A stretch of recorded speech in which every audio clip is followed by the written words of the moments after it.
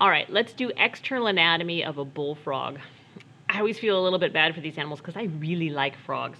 But we have to remember bullfrogs are invasive, and actually in some states they eat bullfrogs.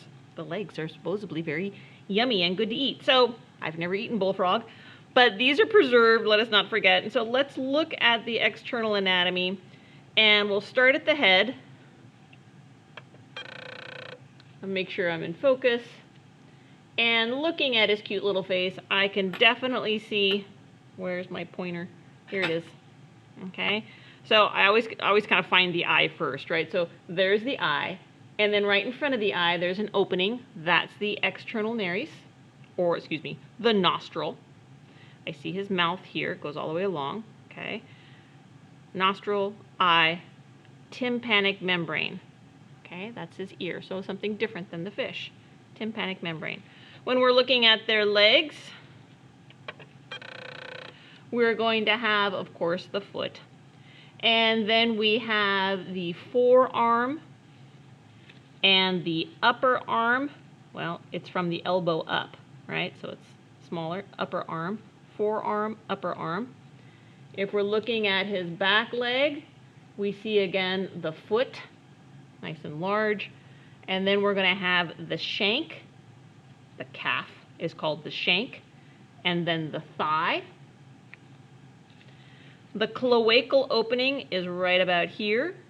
So cloaca, that means that it's solid waste, liquid waste, and reproductive, all coming from one opening. Okay, so the cloacal opening. When it comes to dissecting our dear friend, we're going to flip him over on his back and look at his ventral side.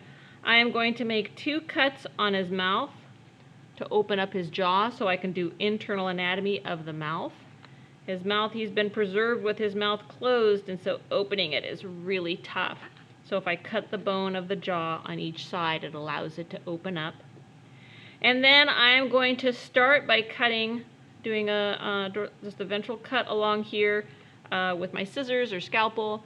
I got a layer, an easy layer of skin to go through, and then a tougher layer of muscle.